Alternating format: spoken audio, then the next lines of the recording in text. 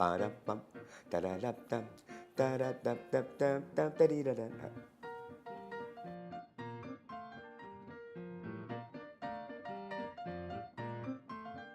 But the Filipino musicians were the musicians of those times.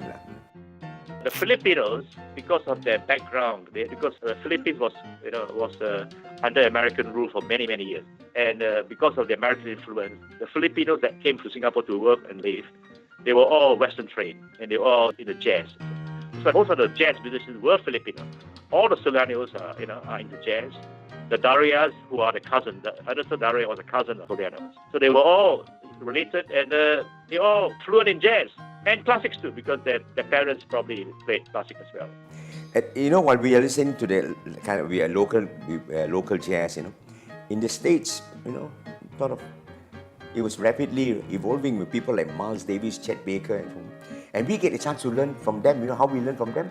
Because they have Pasar Malam, and they were selling all those records, impulse label. Nobody knew one day it was going to be so valuable. So we buy that and we play. And we listened to Chet Baker when he was a young man. Everybody was crazy about Chet Baker, crazy about Sunny States, Freddie Hubbard, all the horn players. They were the name people at the time. We learned through records, listening to records, transcribing. In the 60s, my heroes were Errol Garner, Bill Evans, Duke Ellington, Oscar Peterson, and George Shearing. There wasn't a great following. There was no critical mass for jazz. The 60s jazz scene, only selected people. When I say selected people, a group of local musicians, not everybody likes jazz. Only the older musicians,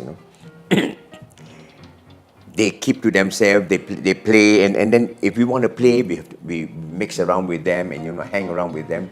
That's how we learn. I learned by hanging around with the cabaret musicians. I play with everybody because I was a bit young to work. So I'll sneak in as an additional drummer, until I became a bit stout a bit, and I could work, because they're very strict in the early days, and underage you cannot work. But I always followed my father when my father went play anyway. There were no jazz clubs, but there were private clubs, homes, and places like that. Well, the Golden Venus, and then the Gold Venus came about, and my cousin was Anisto Daroya was invited to work there. His salary was so small. We also didn't know because, we thought he was getting big salary in those days. Such a great piano player was only getting $600 a month. After our gig playing pop music elsewhere, a lot of musicians like myself, we go there around midnight and we jam.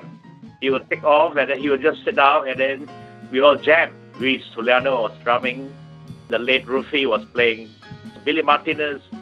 So a lot of people from other clubs, they came and somebody would say, okay, let's play a blues in B flat. And they go, let's play Green Dolphin Street. And that's it. There's no score. Don't forget, they don't read music. It was totally improvised music.